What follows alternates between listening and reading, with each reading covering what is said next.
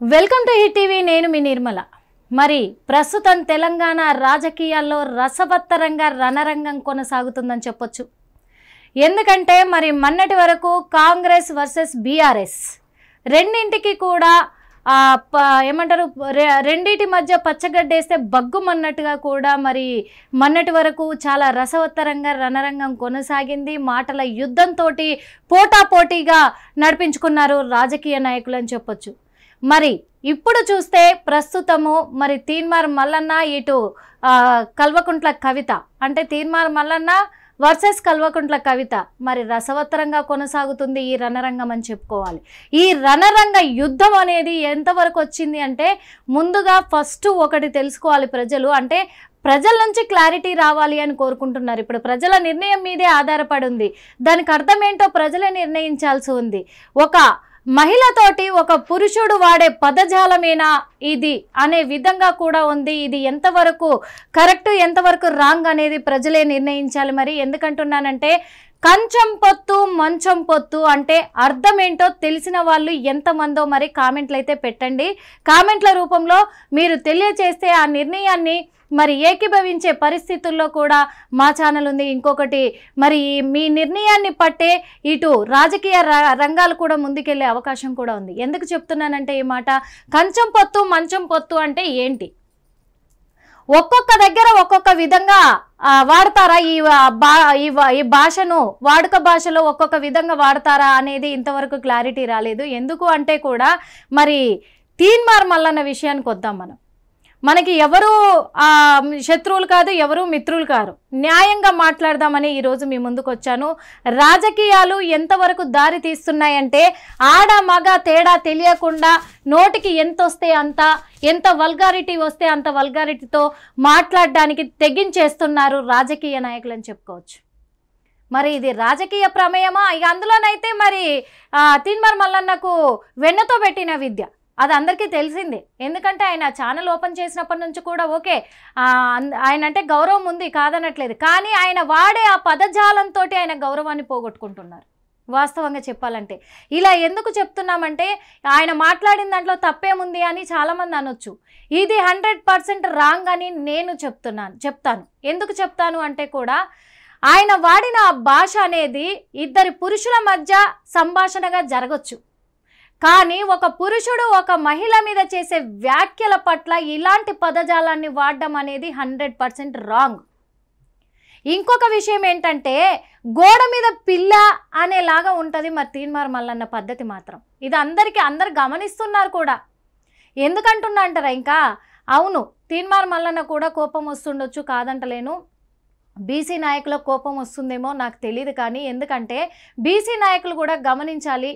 మరి తీన్మార్ మల్లన్న ఇన్ని రోజులుగా బీసీ సంఘాల కోసం, బీసీ నాయకుల కోసం, బీసీ ప్రజల కోసం ఏం చేశాడు, ఎన్నాళ్ళు పోరాడాడు, ఇది కావాలి మెయిన్. పోనీ చెప్పమనండి, నేను పలానా కాడికి వెళ్ళి పలానా వాళ్ళతోటి నేను కొట్లాడాను, పలానా వాళ్ళ దగ్గర నేను డిమాండ్ చేశాను బీసీల కోసము అని చెప్పేసి. బీసీ రిజర్వేషన్ కోసం ఆయన చేసింది ఏంటి? ఆయన చేసింది జీరో. చెప్పుకొని తిరగడం తప్ప, సభల్లో ప్రసంగించడం తప్ప ఆయన చేసింది ఏమున్నది? ఏముంది? గర్వకారణం అన్నట్టుగా ఉంది ఆయన పద్ధతి. ఇంకొకటి, ఆయనకు అంటే నేను చెప్పొచ్చో చెప్పకూడదో తెలియదు కానీ చింతపండు నవీన్ అనేది ఉంది. చింతపండు నవీన్ ఆలియాస్ తీన్మార్ మల్లన్న. మరి చింతపండు అంటే ఒక జిగురు, ఓకే? ఆ జిగురు కాస్త ఒగరుగా మారకుండా చూసుకోమనేదే చెప్పేది. ఆడవాళ్ళతో, మహిళలతో పెట్టుకోవడం ఎందుకు? ఇప్పటి వరకు అందరితో అయిపోయింది. అన్నిసార్లు జైలుకి వెళ్ళొచ్చారు, అన్నిసార్లు దాడులు జరిగినాయి, అందరితో కూడా దెబ్బలు తిన్నారు అనుకోవచ్చు. ఇప్పుడు మహిళలతో ఎందుకు పెట్టుకుంటున్నారు? ఇన్నాళ్ళుగా లేనిది ఇప్పుడు ఎందుకు మళ్ళీ కొత్తగా ఇచ్చేస్తున్నారు మీరు అనేది ప్రజలకు అర్థం కాకుండా పోయింది. ఎందుకంటే కంచం పొత్త మంచం పొత్త, ఆమె ఎవరో కల్వకుంట్ల కవిత సెలబ్రేషన్ చేసుకోవడానికి బీసీ రిజర్వేషన్ 42% పెంచితే అది మా ఘనత, మాకు దక్కే గౌరవము, మేం చేసుకోవాలి పండగ, నువ్వెవరు చేసుకోవడానికి అని క్వశ్చన్ చేశారు కదా. ఒకటే అడుగుతాను మల్లన్న గారు మిమ్మల్ని, తెలంగాణ ఉద్యమం కోసం అమరవీరులు ఎంతోమంది ప్రాణత్యాగం చేశారు. ఆ ప్రాణత్యాగాలకు ఫలితం దక్కాలని చెప్పే కేసీఆర్ గారు ఉద్యమాన్ని మొదలుపెట్టారు. మళ్ళీ ఆ ఉద్యమ బాటలో నిలబడి చావులంచుల వరకు వెళ్ళి ఆయన ఈ తెలంగాణని సాధించారు. ఆ ఉద్యమంలోనే కల్వకుంట్ల కవిత గారు కూడా మరి తెలంగాణ ఉద్యమంలో పోరాడినప్పుడు మీరెవరమ్మా పోరాడడానికి, మా రాష్ట్రానికి మేము పోరాడుకుంటాము, మా రాష్ట్రాన్ని మేము దక్కించుకుంటాము అని చెప్పేసి ఆ రోజు ఎందుకు ముందుకు రాలేదు, ఆ రోజు ఎందుకు కొట్లాడలేదు? ఆ రోజు ఏం చిన్నపిల్లోడు అయితే కాదు కదా మల్లన్న, అంతే కదా. మరి ఆ రోజున తెలంగాణ ఉద్యమకారులు ఎంతో మంది కూడా ప్రాణత్యాగం చేశారు, విద్యార్థుల బలిదానం జరిగింది. కాబట్టి ఈరోజు మన తెలంగాణ రాష్ట్రాన్ని మనం తెచ్చుకోగలిగాము. ఆ విద్యార్థుల ప్రాణాలకు అర్థం లేకుండా పోవద్దు అని చెప్పేసి మరి కేసీఆర్ గారు ముందుండి నడిపించారు ఆ ఉద్యమాన్ని. మరి అలా అనుకుంటే మీరు ఈ మాట కూడా అనొచ్చు, కేసీఆర్ గారు చేసిందేముంది అక్కడ అని చెప్పేసి. ఓకే, నేను దానికి కూడా అగ్రి అనుకుందాము. కానీ పొట్టి శ్రీరాములు గారు కూడా ప్రత్యేక తెలంగాణ రాష్ట్రం కోసం ఎన్నో నిరసనలు, ఎన్నో నిరాహార దీక్షలు చేశారు. మరి ఆయన సాధించలేదు కదా చెప్పండి. అంత గొప్ప నాయకుడే సాధించలేకపోయాడు. మరి కేసీఆర్ గారు ఘనతనా కాదా? అది ఒప్పుకొని తీరాల్సిందే. ఒకప్పుడు మీరు కూడా ఒప్పుకున్నదే. ఆ రోజున కూడా ఎక్కడో ఫారెన్లో ఉండి అక్కడ తన జీవితాన్ని, విలాసవంతమైన జీవితాన్ని గడపాల్సిన కవిత గారు ఇక్కడికి వచ్చారు, మరి ఉద్యమ బాటలో నడిచారు, జైళ్ళ పాలయ్యారు, అన్నీ చేశారు. ఇకపోతే లిక్కర్ స్కామ్ది తర్వాత ఇంకొక ఎపిసోడ్లో చేస్తాను, నేను ఖచ్చితంగా చేస్తాను. చాలామంది మాట్లాడుతున్నారు లిక్కర్ దందాలో ఎట్లాగో సంపాదించుకున్నారు కదా, అదంతా ఖర్చు పెడుతున్నారు, అక్కడ జైలుకి వెళ్ళొచ్చారు కదా, ఇప్పుడు నయీం లాగా మారారు అని చెప్పేసి. లేడీ నయీం అని. లేడీ నయీం మరి కవితక్కనా తీన్మార్ మల్లన్ననా మీరే చెప్పాలి. ఎందుకంటే ఎప్పటికప్పుడు నోటికి ఏదొస్తే అది, ఎక్కడ అంగైతే అక్కడ గోడ మీద పిల్లిలాగా ఉండి ఇక్కడ నుంచి వీళ్ళ సపోర్ట్ దొరుకుద్దా, ఇక్కడ నుంచి వీళ్ళ సపోర్ట్ దొరుకుద్దా, నాకు ఎవరైతే సపోర్ట్ చేస్తారో, ఎవరైతే కోట్లు డబ్బులు నాకు అప్పచెప్తారో వాళ్ళ వైపు తిరుగుతాను అంటే ఫస్ట్ వాళ్ళని తిడతారు మీరు. వాళ్ళ ఏమున్నాయో లొసుకులన్నీ బయట పెడతారు. పెట్టిన తర్వాత వాళ్ళు వచ్చి మీతో కాంప్రమైజ్ అయ్యి కూర్చున్న తర్వాత బాక్సులు అంటే పెట్టెలు మీకు పంపించిన తర్వాత మళ్ళీ వీళ్ళ వైపు నుంచి వీళ్ళది వదిలేసి వీళ్ళని పక్కన పెట్టేసి వీళ్ళని పొగుడుకుంటా మిగతా వాళ్ళని తిడుతూ ఉంటారు. ఎన్నిసార్లు మారుస్తారు ఇట్లా? అంటే ఇది వెన్నతో పెట్టిన విద్యే కదా మీకు. నేను అన్న దాంట్లో తప్పేం లేదు కదా. మరి అలాంటిది తెలంగాణ ఉద్యమం కోసం పోరాడి ప్రత్యేక తెలంగాణ రాష్ట్రం కావాలని ఎన్నో నిరసనలు వ్యక్తం చేసిన మరి కవిత గారు ఈ రోజున బీసీ రిజర్వేషన్ కోసం నువ్వెవరు అడగడానికి, నీకేం సంబంధం ఉంది అని అంటున్నారు కదా. మరి ఆ రోజున కూడా ఇదే క్వశ్చన్ చేయొచ్చు కదా. ఈ రోజున కూడా అదే కదా తను చేసింది. తెలంగాణ ఉద్యమం, తెలంగాణ రాష్ట్రం నాది అనుకొని, నా ప్రజలు అనుకొని ఆమె ముందుండి చేశారు. ఇప్పుడు బీసీల కోసం కూడా నేను పోరాడడానికి ఒక నాయకురాలుగా నేను ముందుంటాను అని, నాయకురాలుగానే ప్రజల పక్షాన ఉంటాను అని చెప్పేసి పోరాడడం జరిగింది. అలాంటప్పుడు దానికి రిజర్వేషన్కి మరి ముఖ్యమంత్రి గారు ఒప్పుకున్నప్పుడు ఎవరైనా సెలబ్రేషన్ చేసుకోవచ్చు. ఇది అంటే మా బీసీలో మాత్రమే సెలబ్రేషన్ చేసుకుంటామంటారా? అంటే ఇక్కడ కులాన్ని మీరే ఎత్తి పొడిచి మరీ ప్రతి ఒక్క కులం ఉందని చెప్తున్నారు. మీరే ప్రత్యేకంగా దానికి పేరు పెడుతున్నారు. ఇక్కడ ఎవరిది తప్పు? దాడి చేశారు, నన్ను మర్డర్ చేయడానికి వచ్చారు, నన్ను చంపేయడానికి వచ్చారని చెప్తున్నారు కదా. ఎక్కడ నేను చేసింది నాకు అర్థం కాలేదు. మిమ్మల్ని ఎక్కడ కూడా చేయలేదు, సారీ నిన్నందుకు. ఎందుకంటే పెద్దవాళ్ళు కూడా అందులో గౌరవించాలి కాబట్టి. అందుకు మరి మీ మీద దాడి చేయడానికి కాదు, అడగడానికే వచ్చారు. ఒక ఆడపిల్లను మీరు అసభ్యకరంగా మాట్లాడిన పదజాలం అది ఖచ్చితంగా చెప్తున్నాము ఈ రోజున. ఎందుకంటే మీరు ఒక జర్నలిస్ట్, సీనియర్ జర్నలిస్టు, ఒక జర్నలిస్టు వాడాల్సిన పదాలు కావు అని చాలామంది అంటూ ఉంటారు. వాళ్ళు ఆచితూచి మాట్లాడాలి అంటారు. ఇక్కడ మరి నీ నిస్సహాయత ఎక్కడ ఇదవుతుందో మాకు అర్థం కావట్లేదు. నిస్సహాయతను కోల్పోయి ఒక నిస్సహాయత స్థితిలో ఇలా మాట్లాడడం అనేది చాలా బాధాకరంగా ఉంది. కంచం పొత్తు మంచం పొత్తు అంటే మాకు తెలిసినంత వరకు, మీకు తెలిసిన భాషలో మీరు చెప్పారు. ఒక ప్రముఖమైన ఛానల్ వాళ్ళు అడిగితే మరి కంచం పొత్తు మంచం పొత్తు అని వాడుతున్నారు కదా.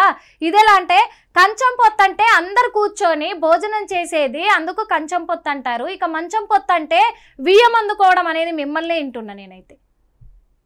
స్నేహితులు జెంట్స్ అయితే చెప్పుకుంటారు, అరే మేము చిన్నప్పటి నుంచి కంచం పొత్తు మంచం పొత్తురా, ఒకే కంచంలో తిని ఒకే మంచంలో పడుకున్నాము అని చెప్తారు.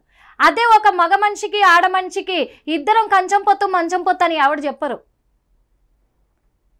కంచం పొత్త లేకపోతే బియ్యం పొత్త అనాల్సిండే కదా మీరు. ఈ ఉద్దేశం లేకపోతే ఇంకొకటి మంచం పొత్త మనకేమైనా అన్నారు మీరు. బాగా ఒకసారి రిపీట్ చేసుకొని చూడండి. మంచం పొత్త మనకేమైనా అంటే ఇది ఎంతవరకు కరెక్ట్ అనిపించింది మీకు? ఒక ఆడపిల్లని అంత అగౌరవంగా మాట్లాడడానికి మీకెవరిచ్చారు హక్కు అని మేము అడుగుతున్నాం వాస్తవంగా. ఇక్కడ మరి మీ మీద యాక్షన్ తీసుకునే అవసరం ఉందా లేదా? ఇంకొకటి, మీరు ఎప్పుడు కూడా నాలుక నరం లేని నాలుక అంటూ ఉంటారు కదా, అలా నరం లేని నాలుకలాగా మీరు మాట్లాడుతూ ఉంటారు. ఎప్పటికప్పుడు అందితే జుట్టు అందకపోతే కాళ్ళు అన్నట్టుగా మాట్లాడుతూ ఉంటారు కదా. మీకు ఏది ఇష్టమైతే అది స్క్రీన్ పైన మరీ ఎక్స్ప్లెయిన్ చేసుకుంటూ మాట్లాడుతూ ఉంటారు కదా. మరి అలాంటప్పుడు ఇప్పుడు కూడా జాగృతి వాళ్ళు మీ ఆఫీస్ దగ్గరకు వచ్చి మిమ్మల్ని అడుగుదామని వచ్చి అక్కడ నిరసనలు తెలుపుదామని వస్తే మరి ఇంకేం భాషలు వాడారో అక్కడ ఎవరికి తెలుసు?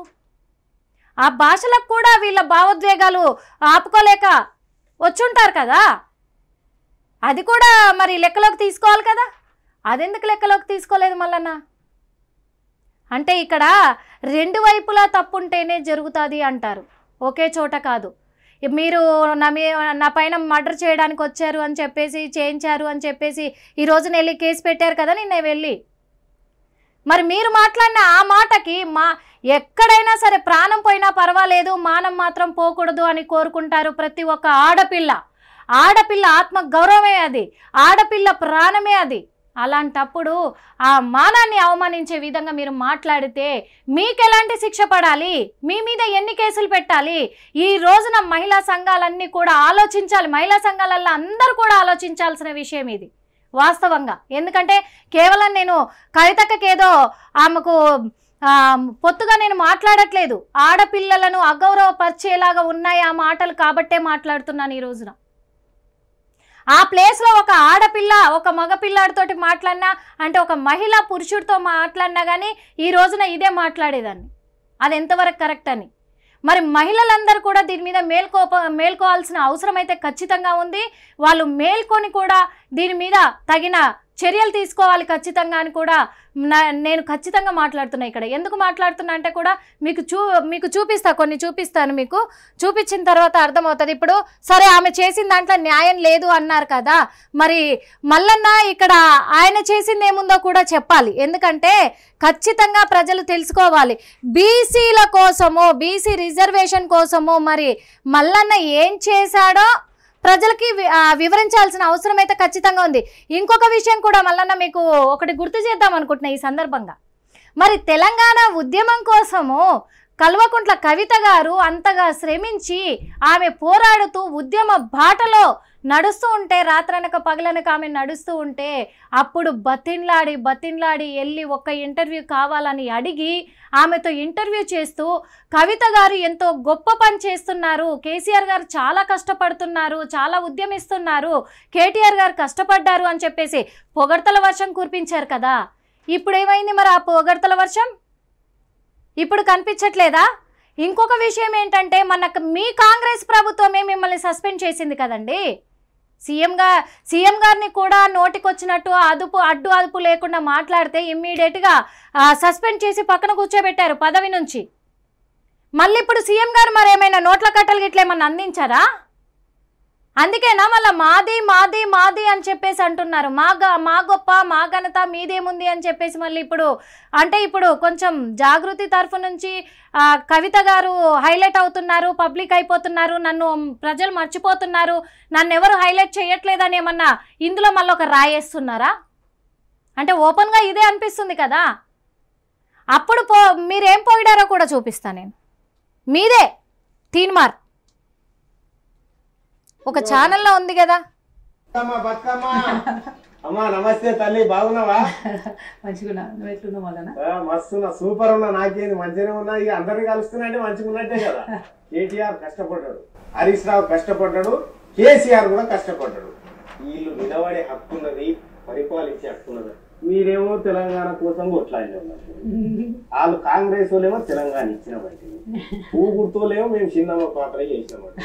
మరి పబ్లిక్ ని ఎటు డిసైడ్ చేయమంటున్నామో, ఏ వాదానికి ఏమంటున్నామో.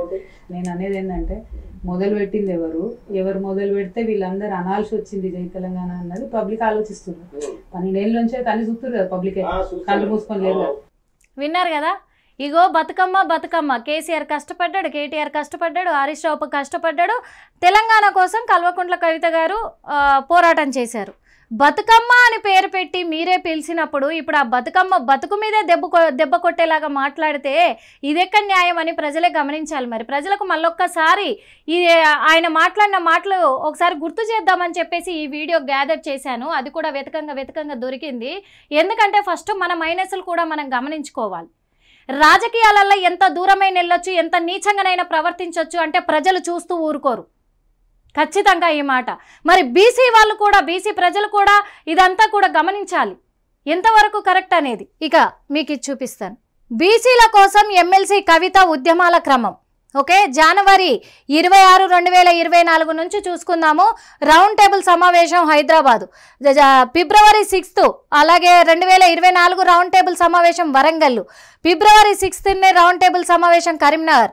ఫిబ్రవరి 7 రౌండ్ టేబుల్ సమావేశం వికారాబాద్. మార్చి 11 రౌండ్ టేబుల్ సమావేశం నల్గొండ. నవంబర్ 25, 2024 డీడీకేటెడ్ బీసీ కమిషన్కు సమగ్ర నివేదిక. డిసెంబర్ 22, 2024 పద్మశాలి సంఘంతో సమావేశం. డిసెంబర్ 6, 2024 జోగినీల సంఘంతో సమావేశం. డిసెంబర్ 7, 2024 మ్యాదరి సంఘంతో సమావేశం. డిసెంబర్ 11, 2024 వడ్డెర సంఘంతో సమావేశం. డిసెంబర్ 12, 2024 వంశరాజు సగర ఉప్పర రజక సంఘాలతో కూడా సమావేశం. డిసెంబర్ 12, 2024 బీసీ సంఘాలతో విస్తృత స్థాయి సమావేశం. డిసెంబర్ 24 అలాగే 2024 ముదిరాజ్ సంఘము మరియు విశ్వకర్మ సంఘాలతో సమావేశం. డిసెంబర్ 26, 2024 శాలివాహన కుమ్మర సంఘము మరియు కటిక సంఘాలతో సమావేశాలు. డిసెంబర్ 26, 2024 బీసీ సంఘాలతో ఉద్యమ కార్యాచరణపై సమావేశం. మరి 27 డిసెంబర్ 2024 నిజామాబాద్ బీసీ సంఘాల ఆధ్వర్యంలో పూసల ముదిరాజ్, పద్మశాలి, మొండిబండ రజక నాయక బ్రాహ్మణ, కుమ్మర, యాదవ, గౌడు, దాసరి, జంగమ, నాగాసి, రెడ్డిక, వీర, శైవ, మున్నూరు కాపు, పేరిక, మేర సంఘం నాయకులతోటి అక్కడ కూడా సమావేశం. జనవరి 3, 2025 ఇందిరా పార్క్ వద్ద మహాధర్నా. జనవరి 23, 2025 ముఖ్యమంత్రికి ఎమ్మెల్సీ కవిత లేఖ. ఫిబ్రవరి 15, 2025 రౌండ్ టేబుల్ సమావేశం ఖమ్మం. ఫిబ్రవరి 28, 2025 రౌండ్ టేబుల్ సమావేశం నాగర్ కర్నూల్. మార్చి 29, 2025 రౌండ్ టేబుల్ సమావేశం Kamareddy. Okay, June 17 round table సమావేశం మెదక్. బీసీ బిల్ కోసము జూలై 17 రైల్ రోకో ప్రకటన కూడా చేయడం జరిగింది. జూన్ 22, 2025 రైల్ రోకోకు జాతీయ బీసీ సంఘం అధ్యక్షులు ఆర్ కృష్ణయ్య గారి మద్దతు కొరకు సమావేశం కోరుతూ కూడా. ఓకే, మరి ఏప్రిల్ 11 అండ్ 24 జూన్ తేదీలలో సిపిఎం రాష్ట్ర కార్యాలయంకు కవిత మద్దతు కోరుతూ వినతి. జూన్ 24, 2025 న్యూ డెమోక్రసీ కార్యాలయంకు ఎమ్మెల్సీ కవిత. ఇవన్నీ కూడా ప్రకటించిన నాటి నుండి నేటి వరకు రైల్ రోకోకు పెరుగుతున్న మద్దతు. ఇప్పటికే మద్దతు ప్రకటించిన 32 బీసీ కులాల సంఘాల రాష్ట్ర కార్యవర్గాలు కూడా ఉన్నాయి. అంటే ఇక్కడ మనము చూసుకున్నాము ఇంత చరిత్ర ఆమెకి ఉంది. మరి ఎక్కడెక్కడ ఎప్పుడెప్పుడు ఎలాంటి బీసీ సంఘాలను అందరినీ కూడా కలుస్తూ ఉంటే, అన్ని జిల్లాలకు వెళ్ళి కలుస్తూ ఉంటే, రాష్ట్ర వ్యాప్తంగా బీసీల కోసం పోరాడుతూ ఉంటే ఇన్ని రోజులుగా ఏం చేశారన్నట్టు మరి మల్లన్న గారు. తీన్మార్ మల్లన్న ఇన్ని రోజులు ఏం చేసిర్రు? తడిగుడ్డేసుకొని ఇంట్లో కూర్చున్నారా? అంత అయిపోయినాక నాదే పేరు, పెత్తనం నాదే, బీసీ సంఘాల కోసం పార్టీ పెడతానని చెప్పేసి నేను అప్పుడు ఘనత పొందుతాను అనుకుంటే, ఇక్కడ బీసీ సంఘాలు ఎవరు కూడా మీ పార్టీని ఆహ్వానించే పరిస్థితుల్లో కానీ మీకు మద్దతు పలికే పరిస్థితుల్లో అసలే లేరు మల్లన్న గారు. మీరు తెలుసుకోవాలి ఈ విషయం. మరి ఇన్ని తీర్ల తిరుగుతూ ఉంటే, ఇన్ని సమావేశాలు చేస్తూ ఉంటే, ఇన్ని ధర్నాలు చేస్తూ ఉంటే ఏ రోజు కూడా అడ్డుకోవడానికి ఎందుకు ప్రయత్నించలేదు? ఏ రోజు కూడా మా బీసీ సంఘాలను చూసుకోవడానికి మేమున్నాము, మా బీసీ సంఘాల కోసం, హక్కుల కోసం పోరాడడానికి మేమున్నాము అని చెప్పేసి మీరు రావద్దు అని ఏ రోజు కూడా ఎందుకు మాట్లాడడానికి రాలేదు? ఎందుకు కూడా అడ్డుకోవడానికి రాలేదు? ఆ రోజు ధైర్యం సరిపోలేదా? పంచపక్ష పరమాన్నం మొత్తం కూడా రెడీగా విస్తరాకులో వడ్డించి పెట్టిన తర్వాత అది నాది అని తినేయడానికి సిద్ధంగా ఉంటే బీసీ ప్రజలు కానీ అలాగే రాష్ట్ర ప్రజలు కానీ చూసుకుంటూ ఊరుకొని మల్లన్నను గద్దెక్కించి శాల్వా కప్పి సన్మానం చేస్తారనుకున్నారా ఏంటి? లేదు కదా. మరి అలాంటప్పుడు ఎందుకు ఇలాంటి రాజకీయాలు వెనకాల ఉండి ఎవరు నడిపిస్తున్నారు అనేది కూడా తెలుసుకోవాల్సిన అవసరం ఖచ్చితంగా ఉంది. ఖచ్చితంగా తెలుసుకోవాల్సిందే. ఎందుకంటే మా ఆఫీస్లో ఇంత గొడవ చేశారు, నా ఆఫీస్ మీద దాడి చేశారు, ధ్వంసం చేశారు, ఇవి చేశారు, అవి చేశారు, దొంగలు. ఒక ఛానల్ వాళ్ళు మిమ్మల్ని ఇంటర్వ్యూ చేస్తుంటే చెప్పారు కదా, ఆమె లేడీ నయీం ఆమె అని చెప్పారు. లేడీ నయీం మరి ఆమెనా మీరా? ఇప్పుడు కవిత గారా మీరా? వెన్నుపోటు పొడుస్తున్నారని కూడా చెప్పొచ్చు. వెన్నుపోటుదారుడు తీన్మార్ మల్లన్న అని చెప్పొచ్చు. చింతపండు నవీన్ ఏమో కానీ వెన్నుపోటుదారుడు తీన్మార్ మల్లన్న. వెన్నుపోటు అనేది నీకు కరెక్ట్గా సరిపోతుందన్నా. ఎందుకంటే ఇక్కడ మీరు ఎప్పుడు ఏ భాష ఏ పదజాలం వాడుతున్నారో మీకు తెలియట్లేదు, ఏ పార్టీకి ఎప్పుడు మీరు ఉంటున్నారో తెలియట్లేదు. ఏమంటారు అందుకే అన్న గోడ మీద పిల్లి అని. కరెక్ట్గా ఇటైతే ఇటు, ఇటైతే ఇటు. మీకు ఎవరైతే సామరస్యంగా మీరు చేస్తున్న డిమాండ్లకు ఒప్పుకోరో వాళ్ళ మీద ఎన్నైనా విమర్శలు చేస్తారు, కురిపిస్తారు. ఇదే కదా మీకు మీరు నేర్చుకున్న పాఠము. మీ పాఠం ప్రకారం మీరు పోవాలంటే మీ హద్దుల్లో ఉండి మీరు నడవండి. హద్దులు దాటి అతిమీరి మాట్లాడిరు అని అంటే మాత్రము ప్రజలు చూస్తూ ఊరుకోరు. అందులో మరి అలాగే జాగృతి కార్యకర్తలంతా కూడా ఒక ఆడపిల్లను మాట్లాడిన మాటలు ఈ కరెక్ట్ కాదు అని చెప్పేసి కూడా అక్కడికి వెళ్ళడం జరిగింది. అక్కడ నిరసనలు వ్యక్తం చేసే తరుణంలోనే మళ్ళీ దుర్భాషలతోటి కూడా పదజాలం వాడడంతో వాళ్ళు ఆగ్రహించి కొంచెము దాడి చేసిన మాట వాస్తవమే. కానీ గాల్లో వాళ్ళు ఫైర్ జరిపించారు. అలాగే మరి ఇక్కడ జాగృతి కార్యకర్త మీద కూడా ఫైర్ జరిపించడం జరిగింది. ఆ రక్తపు మడుగులన్నీ మనం చూసాం. వాళ్ళు ఏమన్నా కోసుకున్నారా? కత్తులు మారణాయుధాలతో వచ్చారు అని చెప్పారు. మరి మారణాయుధాలతో వస్తే మీ అనుచరులకు కూడా మీ సభ్యులకు కూడా మీకు సపోర్ట్ చేసి అక్కడ ఉన్న వాళ్ళందరికీ కూడా ఎవరికొకరికి దెబ్బలు తగలాలి కదా? లేదు కదా? మరి జాగృతి కార్యకర్తకి ఎందుకు బుల్లెట్లు దిగలేదు? గాల్లో కాల్పులు కాల్చారంటే వాళ్ళు ఏమన్నా గన్నులు ఎంట పెట్టుకొచ్చుకొని కాల్చుకున్నారా? లేదు కదా? అబద్ధం ఆడినా అతికినట్టు ఉండాలి, సాక్ష్యాలు కనబడాలి. లేవు కదా? అక్కడ సాక్ష్యాలు ఖచ్చితంగా కనబడుతున్నాయి. కాల్చినట్టుగా అక్కడ గాల్లో ఎగరేసింది చూపిస్తున్నావు మీ వీడియోలో. మరి ఇక్కడ తనని కాల్చింది చూపించారా? అవి కూడా చూపించాలి కదా. నన్ను కొట్టలేదు అని ఫస్ట్ అన్నారు, నన్ను కొట్టారు, నన్ను చంపడానికి ట్రై చేశారని మళ్ళీ అన్నారు. హాస్పిటల్కి వెళ్ళారు, అక్కడ ఆసుపత్రిలో కూడా చికిత్స తీసుకున్నారు, కట్లు కట్టించుకున్నారు, అన్నీ చేశారు. ఇది ఎంతవరకు కరెక్ట్, ఎంతవరకు న్యాయం? అంటే ఆడవాళ్లకు రాజకీయ ప్రవేశం లేదు అంటున్నారు మీరు, అంతేనా? ఆడవాళ్ళకి ఇప్పుడు ఇంకొకటి, ఒక బీసీ నాయకురాలుగానే సీతక్క గారు ఉన్నారు. మరి సీతక్క గారు ఎందుకో పోరాడట్లేదు, బిల్లులు పాస్ చేయించట్లేదు. ఇప్పుడు ఏమనంటే తను కూడా అంటారేమో నేనే పాస్ చేయించానని. కొండ సురేఖ గారు అంటారేమో నేనే పాస్ చేయించాను రేవంత్ అన్నకు చెప్పి అని చెప్పేసి. మరి అసలైతే మెయిన్గా సర్పంచ్ ఎలక్షన్స్ ఇప్పటి వరకు జరిపించకపోవడం అనేది మన రాష్ట్ర దౌర్భాగ్యము. ఇంకా ముఖ్యంగా చెప్పాలంటే ప్రజలు అదే మొత్తుకుంటున్నారు. మరి ఒకవేళ బీసీల రిజర్వేషన్ పెంచే ఉద్దేశమే నిజంగా సీఎం గారికి ఉంటే ఈ పార్టీకి ఎప్పుడో పెంచి అప్పుడే సర్పంచ్ ఎలక్షన్స్ అమలు చేసేవాళ్ళు కదా. ఈ లాజిక్లు తెలియట్లేదా? అందుకే మరి ఉమెన్స్ కమిషనర్ దగ్గర కూడా మరి కవిత గారు తీన్మార్ మల్లన్న పైన కేసు పెట్టడం జరిగింది. ఇటు తీన్మార్ మల్లన్ననేమో మేడ్పల్లి పోలీస్ స్టేషన్లో కేసు పెట్టడం జరిగింది.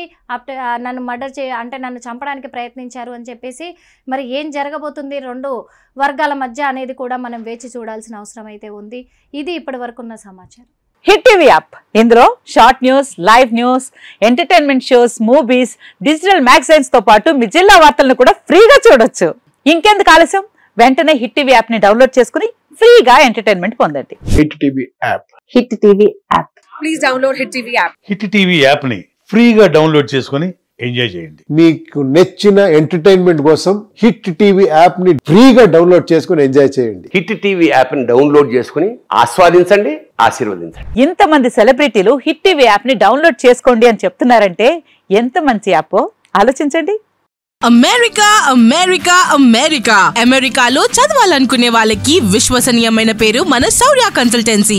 UK లో 1 year masters, UK లో 1 year masters, 2 years work permit up to 5 years visa. Contact Shaurya Consultancy. Contact 89851 89851.